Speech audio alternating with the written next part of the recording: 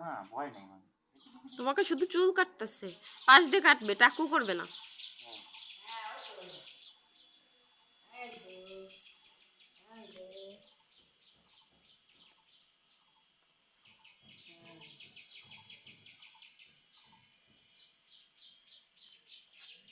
এই তো সুন্দর।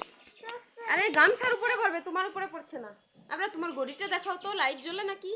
আমার গড়ি আমার কোন গড়ি? লাইট জ্বালাও তো, একটু ভিডিও করে দেই। না না আমি চুল কাটবো না। না না না না দাঁড়াও, চুল চুল তো টাকু করছে না।